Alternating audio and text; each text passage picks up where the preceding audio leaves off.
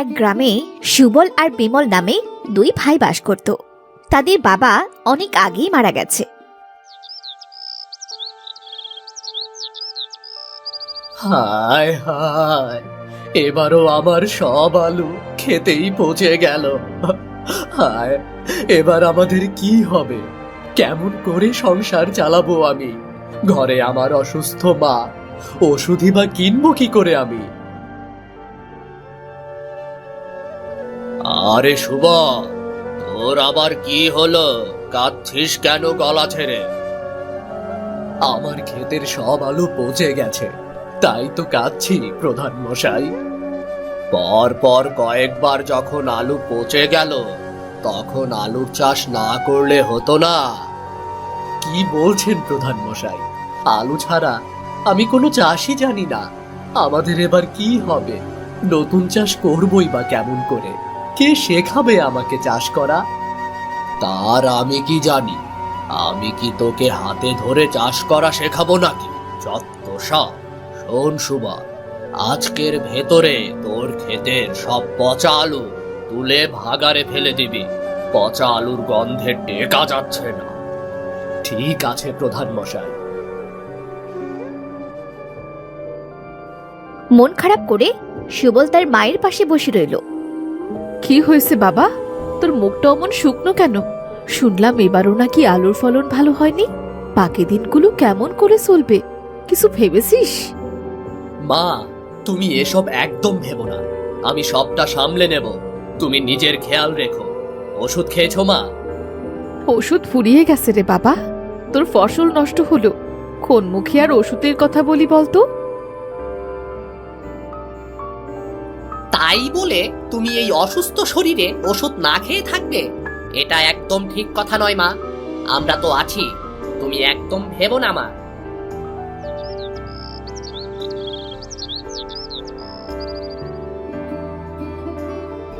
কিরে বিমল, কখন থেকে রান্না করে বসে আছি, খাবি না? আয়, আবার মাঠে যেতে হবে, দেরি হয়ে যাচ্ছে। একটু দাঁড়াও না, আর একটু ঘুমাই। অনেক বেলা হলো, ওঠ এবার, খেয়ে নে, তাড়াতাড়ি চল। হ্যাঁ, উঠছি।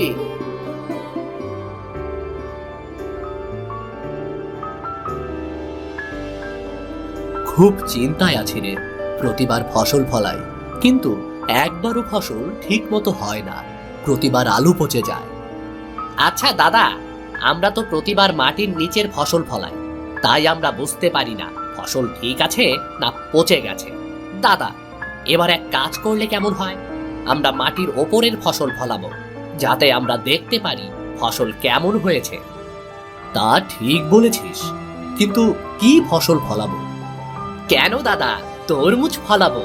এই গরমের মধ্যে তো তরমুজের চাহিদা অনেক। হ্যাঁ, তুই ঠিকই বলেছিস। তাহলে তাই হবে, কিন্তু তরমুজ কেমন করে চাষ করে আমি তো জানি না রে। চলো আমরা বরং মায়ের কাছে যাই, মা কত কি যে জানে। চলো। তারপর ওরা দুজন মায়ের কাছে গেল।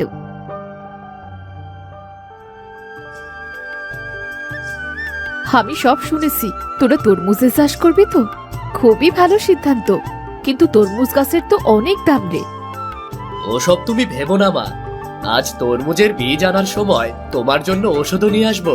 তুমি শুধু বলো কেমন করে তরমুজ চাষ করব। বীজ না কিনে তরমুজের চারা কিনে রোপণ কর বাবা, এতে ফলন বেশি হবে, আর বীজের চেয়ে চারার দামই কম। ঠিক আছে মা, আর কি কিনবো?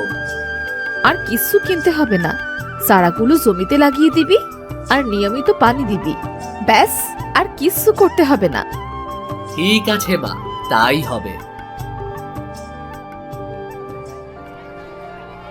সুবল চারা কিনে নিয়ে এলো।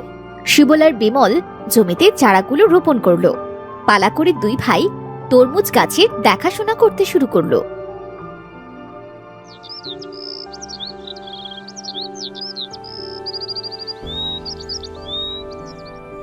আরে বাহ, তরমুজের গাছে কত কত ফুল ফুটেছে। এবার আমাদের দুঃখ নিশ্চয়ই দূর হবে। এসব আমার পরিশ্রমের ফল। অন্যদিকে জানো মা, আমাদের জমিতে এবার তরমুজের অনেক ভালো ফলন হয়েছে। ভাগ্যিস তুমি আমাকে চাষের উপায় বলেছিলে। তোরা দু ভাই তো অনেক পরিশ্রম করেছিস, তাই তো ফলন পেয়েছিস রে বাবা। শোন, আমাদের যা কিছু আছে সবই তোদের। সামান্য সম্পদের জন্যে ভাইয়ে ভাইয়ে সম্পর্ক নষ্ট করিস না। কয়েকদিন পর তরমুজের বেশ ফলন হলো। ওরা অনেক টাকা পেল। কিন্তু এইবার হলো আরেক কাণ্ড। হ্যাঁ রে বিমল, এবার তো ফসল অনেক ভালো হয়েছে। ফসল বিক্রি করলে অনেক টাকা হবে। এটা দিয়ে আমরা বড় বাড়ি বানাবো। না দাদা, আমি ভালো ভালো পোশাক কিনবো। ভালো পোশাক দিয়ে কি করবি যদি ভালো বাড়ি না থাকে? তো ভালো বাড়ি দিয়ে কি করব যদি পোশাকই না থাকে, যদি ছেঁড়া জামা কাপড় পরতে হয়? শোন ভাই, জমি কেনে বুদ্ধিমানেরা, সোনা কেনে চালাকেরা, আর পোশাক কেনে মূর্খরা। শোনো দাদা, আমি মূর্খই, তাই পোশাক কিনবো। তোমার এত সমস্যা হলে তুমি আমার ভাগ আমাকে বুঝিয়ে দাও, আর তরমুজের ভাগও আমাকে দিতে হবে। তরমুজের ভাগ কেন দিব তোকে? তরমুজ তো আমি কষ্ট করে চাষ করেছি। তো কি হয়েছে? তরমুজ চাষ করার বুদ্ধি তো আমি তোমাকে দিয়েছিলাম, তাই না? তুই তো শুধু বুদ্ধি দিয়েছিলি, আমি তো নিজের পরিশ্রম দিয়ে চাষ করেছি, তাই এত ভালো ফলন হয়েছে। আমিও তো বাড়িতে থেকে রান্না করেছি, তা না হলে তুমি কি চাষ করতে পারতে? আমিও তো কষ্ট করে রান্না করেছি, তাই না? না হলে তো না খেয়ে থাকতে হতো তোমাকে। আমি আমার তরমুজের ভাগ দিতে পারবো না, শুধু জমির ভাগ পাবি তুই। তা তো হয় না, সব জায়গায় সমান ভাগ হবে। চলো আমরা গ্রাম প্রধানের কাছে যাব, সেই আমাদেরকে সমান সমান ভাগ করে দেবে। তারপর তারা দু ভাই মিলে গ্রাম প্রধানের কাছে গেল জমি সমান ভাগ করে নেয়ার জন্য। জনাব, আপনি আমাদের দুই ভাইয়ের সম্পত্তি সমান ভাগে ভাগ করে দিন। কেন, কি হয়েছে?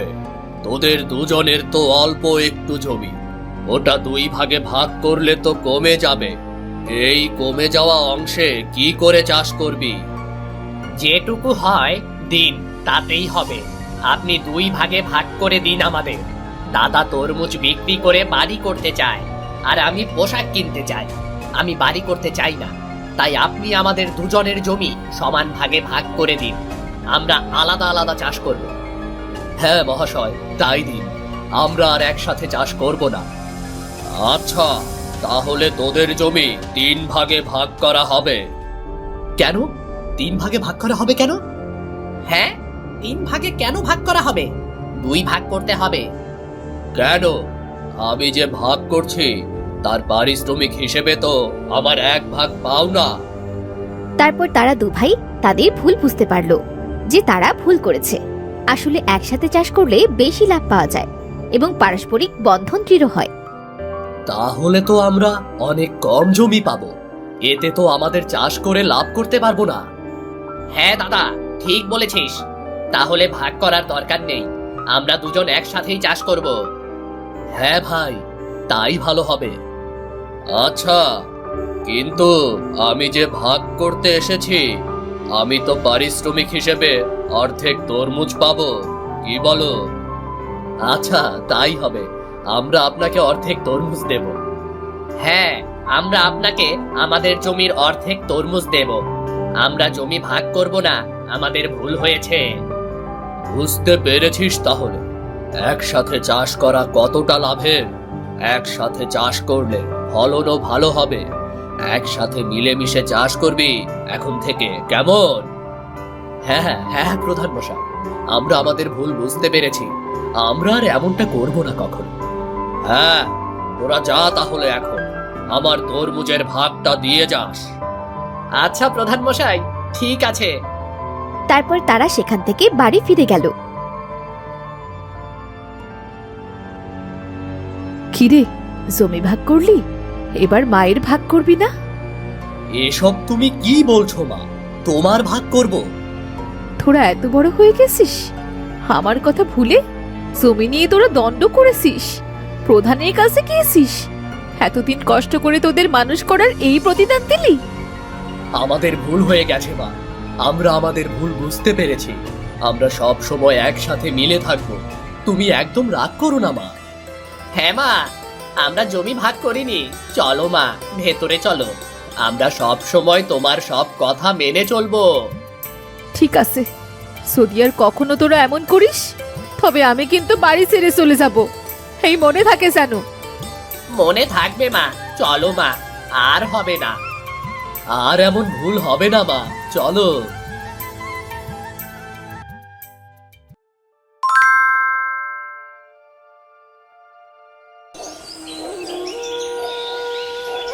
এই রাজুর মা, রাজু যখন স্কুলে যাবে তখন লিলিকে ডাকতে বলবে। ওর আবার একা স্কুলে যেতে ভাল লাগে না। ঠিক আছে ভাবি, বলবো নে। ভাবি, তাড়াতাড়ি কাপড় ধোয়া শেষ করেন, তাহলে আজকের দিনটা ভালো যাবে না। কেন রাজুর মা? দেখছেন না ভাবি, রাব্বির বউ আসছে। ভাবি, আপনারা কি গল্প করছেন? বলতে না বলতে এসে হাজির। বাড়িতে যাওয়ার আর সুযোগটুকু হলো না রাজুর মা। কিছু কি হয়েছে ভাবি? কি আর হবে, সকাল সকাল তোমার মতো বাজা মহিলার মুখ দেখতে হলো আমাদের। এই দিনটা কি আর ভালো যাবে? ভাবি, এমন করে কেন বলছো? সন্তান হয় না, সে কি আমার দোষ বলো? তোমার দোষ না, ঠিক আছে, কিন্তু রাব্বি সত্যি অনেক ভালো। তার জন্য সে তোমাকে বাড়িতে রেখেছে। অন্য কেউ হলে কবেই তাড়িয়ে দিত তোমাকে। ভাবি ভাবি চলেন তো, এই বাজা মহিলার সাথে কথা বলার মানে আমাদের শুভ দিনটা অশুভ হয়ে যাওয়া। তুমি ঠিকই বলেছো রাজুর মা। মনিকা আর নিশি নন্দিনীকে অপমান করে বাড়িতে চলে যায়। ওদের কথা শুনে নন্দিনী নদীর পাড়ে বসে কাঁদতে থাকে। হায় বিধাতা, এই লিখেছিলে তুমি আমার কপালে। আজ একটা সন্তান নেই, তার জন্য আমায় কত অপমান করে সবাই। হয় তুমি আমায় একটা সন্তান দাও, না হলে আমায় তুলে নাও। নন্দিনী আরো কিছু সময় নদীর পাড়ে বসে কাঁদে। এরপর নদী থেকে গোসল করে কলসে পানি ভরে বাড়ি চলে আসে।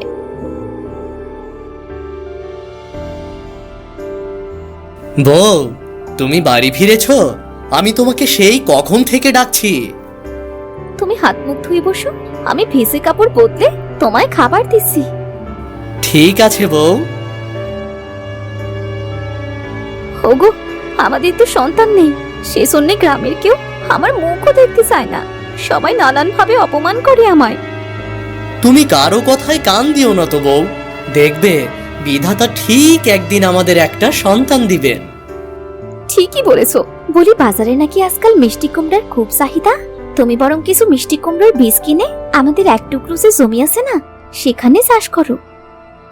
কথাটা তুমি মন্দ বলনি বউ। আমি আজই বাজার থেকে ভালো মানের মিষ্টি কুমড়োর বীজ কিনবো। আমরা তো যেটাই চাষ করি সেটাই নষ্ট হয়ে যায়। আমি যে মা হতে পারবো না, এইসব তার জন্যই হচ্ছে। আহা বউ, এসব বাজে কথা বলো না তো। আমাকে কিছু ভাত দাও। অল্প কিছু ভাত আছে, এটা বরং ওনাকেই দিই। কি ভাবছো?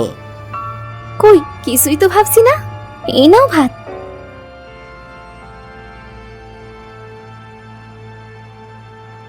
রাব্বি খাওয়া শেষ করে বলে, বউ, বাজারের ব্যাগটা দাও তো। অনেক দিন হলো চাল ডাল কিছুই কিনিনি। আজ কাজ করে কিছু টাকা পেয়েছি, তাই দিয়ে বরং কিছু চাল ডাল কিনে আনবো। এই নাও। আজ তুমি যদি বাজার না করতে, তাহলে কাল না খেয়ে থাকতে হতো। তুমি চিন্তা করো না বউ, আমি কিছু মিষ্টি কুমড়োর বীজ আর কিছু চাল ডাল কিনে নিয়ে আসবো। এই বলে রাব্বি বাজারে চলে যায়।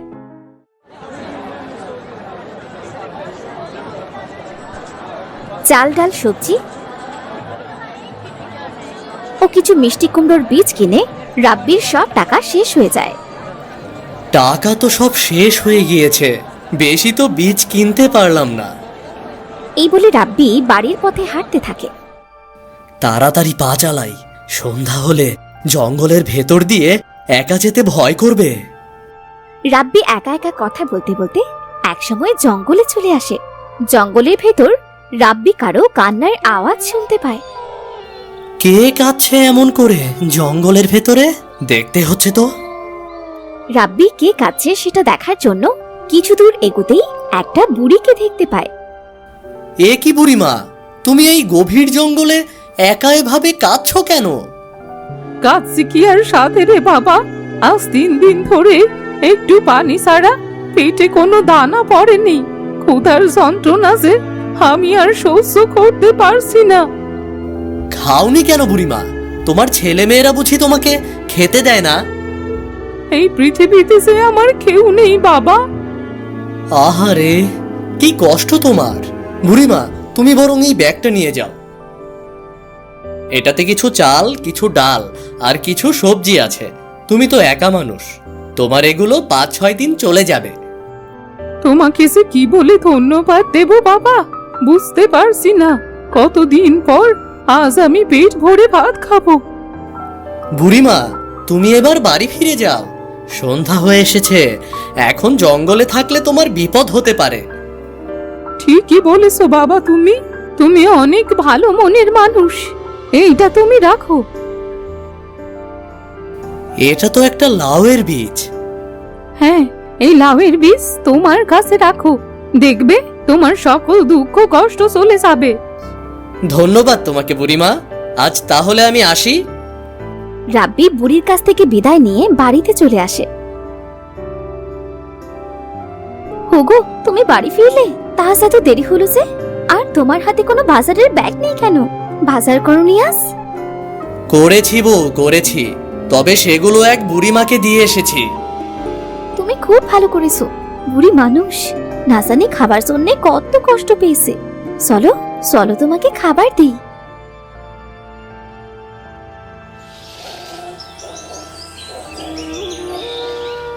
বউ, চলো আমরা মিষ্টি কুমড়োর বীজ আর ওই বুড়িমার দেওয়া লাউয়ের বীজ জমিতে লাগিয়ে দেই। চলো। হ্যাঁ চলো, সারগুলোও নেই জমিতে দেবার জন্য। রাব্বি ও নন্দিনী সার ও বীজ নিয়ে মাঠে যায়। ওগো, তুমি ওপাশ থেকে বীজ লাগাও, আমি এপাশ থেকে বীজ লাগাই। বীজ লাগানো হলে আমি পানি দেব, আর তুমি সার দিও, কেমন? ওগো, বুড়িমার দেওয়া লাউয়ের বীজ তো এখনো লাগানো হলো না। আমার কাছে দাও একটা লাউয়ের বীজ, আমি ওই দিকটায় লাগিয়ে দিচ্ছি, কেমন?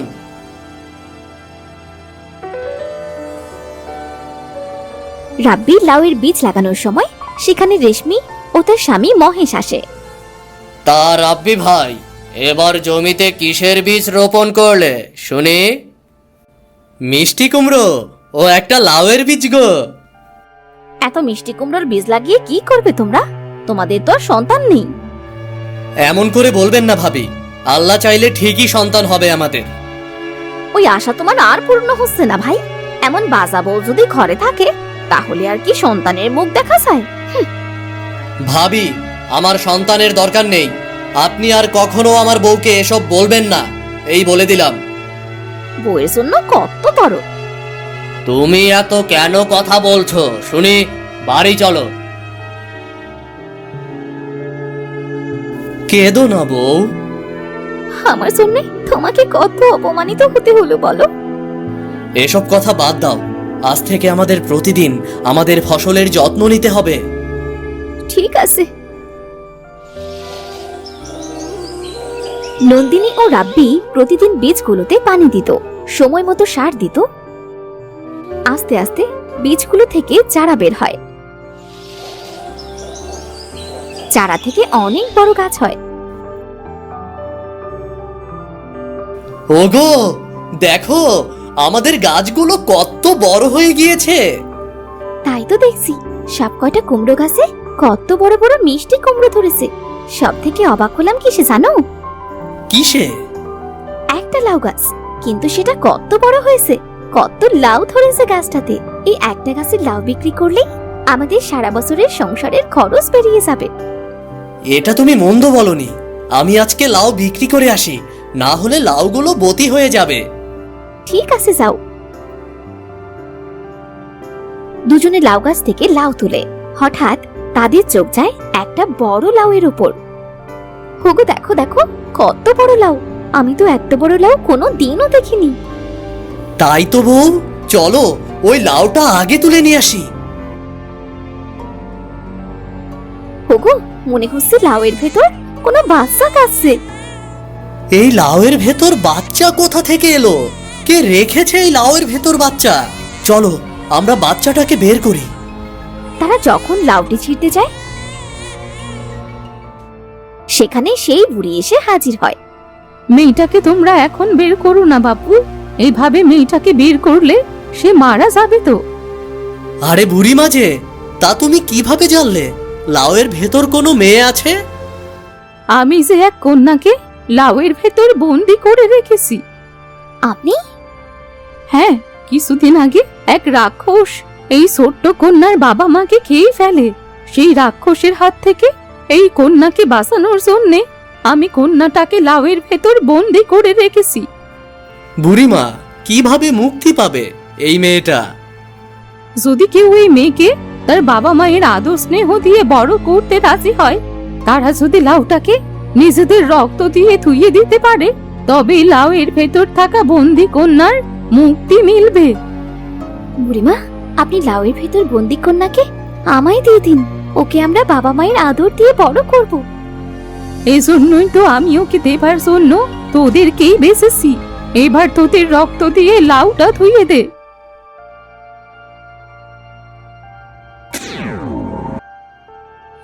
আমাদের কন্যা সন্তান, ওগো, আমরা বাবা মা হয়েছি।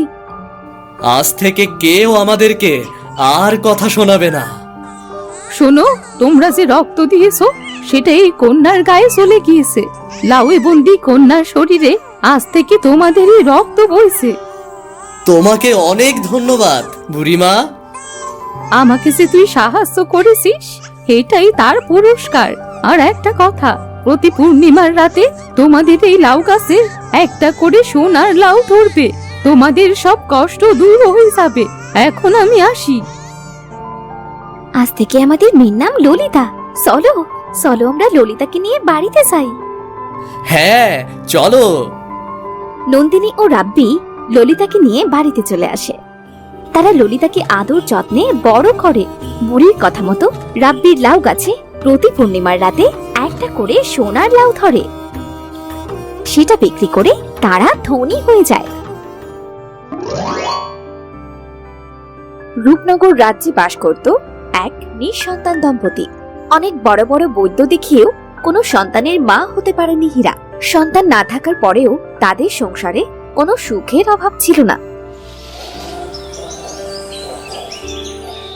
প্রতিদিনের মতো বীরু তার বউকে ডেকে বলল, বউ, ও বউ, আমি কিন্তু কাঠ কাটতে জঙ্গলে গেলাম। আমার যদি ফিরতে দেরি হয় তবে চিন্তা করো না, কেমন? দেরি কেন হবে? এই ঝড় বাদলের দিনে একটুও দেরি করবে না, তাহলে কিন্তু আমার অনেক চিন্তা হবে। বীরু জঙ্গলের উদ্দেশ্যে বের হলো। সে জঙ্গলে গিয়ে কাঠ কাটায় বেশ ক্লান্ত হয়ে গেল। তখন সে একটা গাছের নিচে বসলো। হঠাৎ একটা বাচ্চা মেয়ের কান্নার শব্দ এলো তার কানে। কে কাছে ওদিকে? মনে হচ্ছে কোনো বাচ্চা মেয়ের কান্না।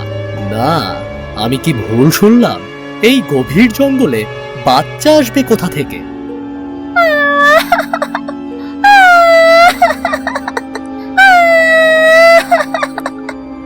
না না, সত্যি সত্যি তো কোনো বাচ্চা কাঁদছে।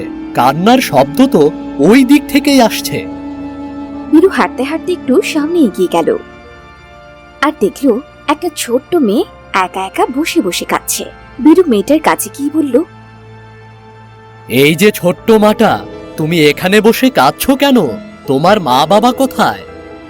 ছোট্ট মেয়েটা আধো আধো বলিতে বলল, আমার নাম পলি। আমার মায়ের কাছে তো দিলাম, কিন্তু এখন আর খুঁজে পাচ্ছি না। ও মা, তাই নাকি? তোমার এই জঙ্গলে একা একা ভয় করছে না? না তো, আমার তো কোনো ভয় লাগছে না। আমি তো বলি, তাহলে আমার ভয় কেন লাগবে? ও মা, তাই তো। এটা তো একটা পরিমা। পরিদের আবার ভয় করে নাই, আমি তো ভুলেই গিয়েছিলাম। আচ্ছা পরিমা, আমরা তোমার মা না আসা পর্যন্ত তাহলে এখানেই অপেক্ষা করি, কেমন? আচ্ছা, ঠিক আছে। বীরু পরীকে নিয়ে সেই জায়গায় সন্ধ্যা পর্যন্ত অপেক্ষা করতে লাগলো, কিন্তু পরীর মা সেখানে আর ফিরে এলো না।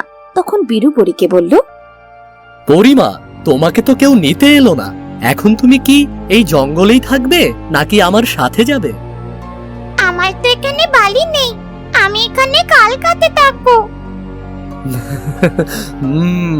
সেটা তো ঠিক কথা। তাহলে চলো আমার সাথে, আজ থেকে তুমি আমার বাড়িতেই থাকবে। তাহলে কি তুমি আমার বাবা হবে? পরীর কথা শুনে বীরুর চোখ দুটো ছলছল করে উঠল। সে পরীর দিকে তাকিয়েই বলল, হব রে মা, হব। আমার যে কোনো সন্তান নেই, আল্লাহ হয়তো এতদিন তোর জন্যই আমাদের নিঃসন্তান রেখেছে। বীরু পরীকে পেয়ে খুব খুশি হলো। সে খুশি মনে পরীকে নিয়ে বাড়ি ফিরে গেল। বাড়ি ফিরে সে তার বউকে ডাকলো। বউ, ও বউ, আরে কোথায় গেলে? দেখো কাকে নিয়ে এসেছি।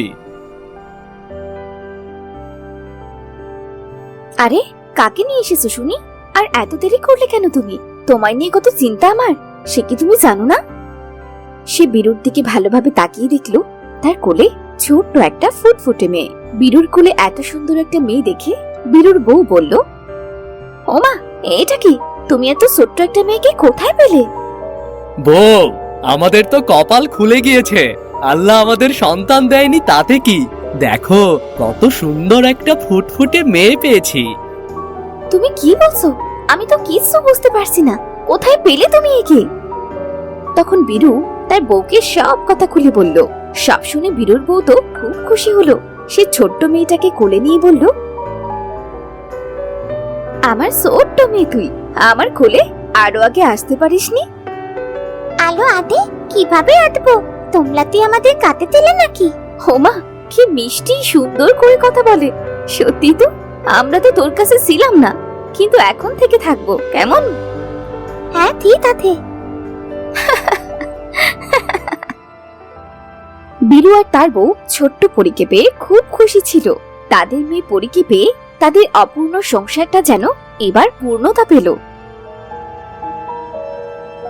আস্তে আস্তে পরীর ভেতর কিছু অস্বাভাবিক দৃশ্য দেখা গেল।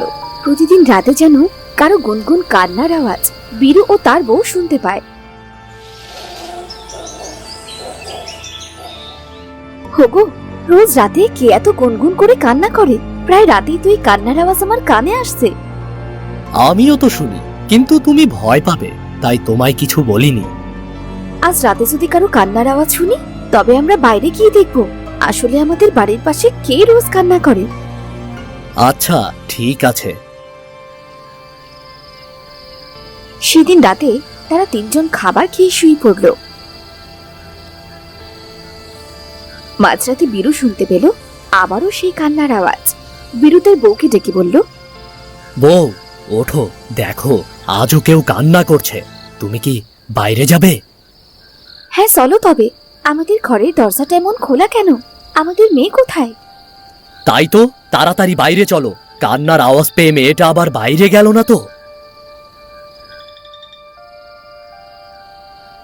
তারা দুজনই আতঙ্ক চোখে বাইরে এসে দেখল তাদের ছোট্ট পেয়ারা গাছটায় মাথা ছাড়া একটা মেয়ে বসে কাঁদছে। ওগো, এই মেয়েটাকে, এর তো মাথা মুন্ডু কিছু নেই। ভয় পেও না বউ, চলো আমরা মাথা কাটা মেয়েটার কাছে গিয়ে দেখি। তারা দুজন মাথা কাটা সেই মেয়েটার কাছে যায়। বীরুর বউ মনে সাহস নিয়ে মেয়েটার কাছে জিজ্ঞেস করে, কে তুমি? প্রতি রাতে আমাদের বাড়ি বসে কান্না কেন করো? আমাকে চিনতে পারছো না তোমরা? আমি যে পড়ি, তোমাদের পড়ি। কি পরি? আমার পরি? তোর এই অবস্থা হলো কি করে মা? ও গো, আমার মেয়েটাকে দেখো, জিজ্ঞাসা করো ওর কেন এই অবস্থা হয়েছে। পরি তার মায়ের কথা শুনে কাঁদতে কাঁদতে বলল, এতদিন তো আমি তোমাদের সাথে কিচ্ছু বলতে পারিনি, কিন্তু এখন আমার সময় প্রায় শেষ হয়ে এসেছে। তোমাদের কাছ থেকে এবার আমায় চলে যেতে হবে। আমি তোমাদের বলতেও পারছি না। এ তুই কি বলছিস মা? আমাদের কাছে থেকে চলে যাবি মানে? তুই চলে গেলে তোর মা তোর জন্য পাগল হয়ে যাবে। বাবা, সেদিন আমি তোমায় বলেছিলাম না আমি পড়ি, কিন্তু আমি ছোট্ট থাকায় তুমি আমার কথা বিশ্বাস করোনি। মনে করেছিলে হয়তো আমার নামটাই পড়ি, কিন্তু না বাবা, আমি এক অভাগী পড়ি। তুই পরি হোস আর যাই হোস না কেন, তুই তো আমাদের মেয়ে। বল, তুই আমায় ছেড়ে কোথাও যাবি না মা, কোথাও যাবি না। মা, আমার 12 বছর পুরোতে আর মাত্র 2 দিন বাকি আছে। আমার যেদিন 12 বছর পূর্ণ হবে সেই দিন থেকে আমি সারা জীবনের জন্য মাথা ছাড়া কন্যা হয়ে যাব। কি বলছিস তুই এটা? হ্যাঁ মা, সেই দিন আমার পরিমা আমাকে সাথে নিয়ে জঙ্গলে এক সাধুর সাথে দেখা করতে এসেছিল। আমি খেলতে খেলতে বাইরে বেরিয়ে এসেছিলাম, আর তখন একটা মাথা কাটা ডাইনি আসে আমার কাছে। এই তো একটা ছোট্ট পরি পেয়েছি। আমি এই মুন্ডু কাটা গলা নিয়ে 1 যুগ ধরে অপেক্ষা করছি। কোনো পরীর গলা যদি পাই তাহলে আমার এই গলায় বসাতে পারি, তাহলে যে আমি আবার ঠিক হয়ে যাব। না না, আমাকে মেলো না, আমার মা কিন্তু তোমার খুব বকবে। তোর মা তোকে আর কোনো দিনও খুঁজে পাবে না, আর না তুই তোর মাকে খুঁজে পাবি। এই বলে ডাইনিটা ছোট্ট পরীর মাথা কেটে ডাইনির গলায় বসিয়ে নিল। ডাইনিটা যাবার সময় বলল, তোর মাথা একটু পরেই তোর রূপে ফিরে আসবে। এটা ডাইনির দেওয়া মায়াবী মাথা। 10 বছরের পরে প্রতি রাতে তুই মাথা ছাড়া থাকবি, আর 12 বছর পর তুই আমার মতো সব সময় মাথা ছাড়া থাকবি। তোর মাথা যেহেতু ডাইনি নিয়েছে, তাই তুই কোনোদিনও পরিরাজ্যে ফিরতেও পারবি না। এই বলে ডাইনিটা সেখান থেকে উধাও হয়ে গেল। ওগো, এবার আমার মেয়েটার কি হবে? কিভাবে ঠিক করব আমার মেয়েটাকে? চিন্তা করো না বউ, আমাদের মেয়েটাকে জঙ্গলের সেই গুহার তান্ত্রিকের কাছে নিয়ে যাব।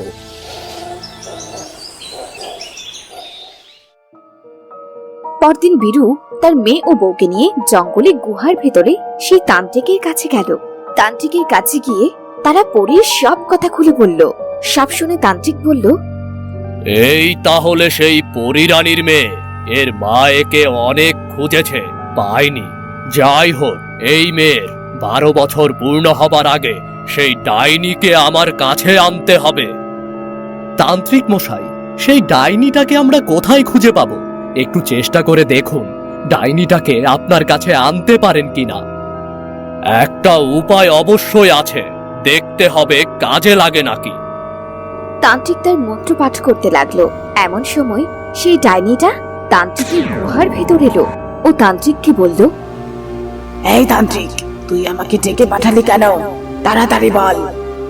তোর মনে আছে 12 বছর আগে তুই এই ছোট্ট মেয়েটার মাথা কেটে নিয়েছিলি? আজ সেটা ফিরিয়ে দে। ওকে মাথা দিয়ে আমি মাথা ছাড়া থাকবো? মূর্খ তান্ত্রিক, এই জন্যই তুই আমাকে ডেকেছিস? এই কথা বলার সাথে সাথেই তান্ত্রিক তার মন্ত্র শক্তি দ্বারা ডাইনিটার গায়ে ফু দিল। আর সাথে সাথে ডাইনিটা বলল, ছেড়ে দে আমায় তান্ত্রিক। আমি এই মেয়েটার মাথা এক্ষুনি ফিরিয়ে দিচ্ছি। ছেড়ে দে আমায়, মরে গেলাম রে। আমি আর কোনো দিনও কারো মুন্ডু নেব না। ছাড় আমায়। এই বলে ডাইনিটা ঘাট থেকে মাথা খুলে পরীর মাথায় লাগিয়ে দিল। তারপর পরী নিজের মাথাটা ফিরে পেয়ে খুব খুশি হলো। বাবা মা দেখো, আমি আমার মাথা ফিরে পেয়েছি। এখন থেকে আমি সারা জীবন তোমাদের সাথে থাকতে পারবো। হ্যাঁ রে মা, আমি যে তোকে সারা জীবনেও হারাতে চাই না। তারা তান্ত্রিকের কাছ থেকে বিদায় নিয়ে বাড়ি ফিরে গেল। এরপর তারা তাদের মেয়ে পরীকে নিয়ে সুখে শান্তিতে দিন কাটাতে লাগলো।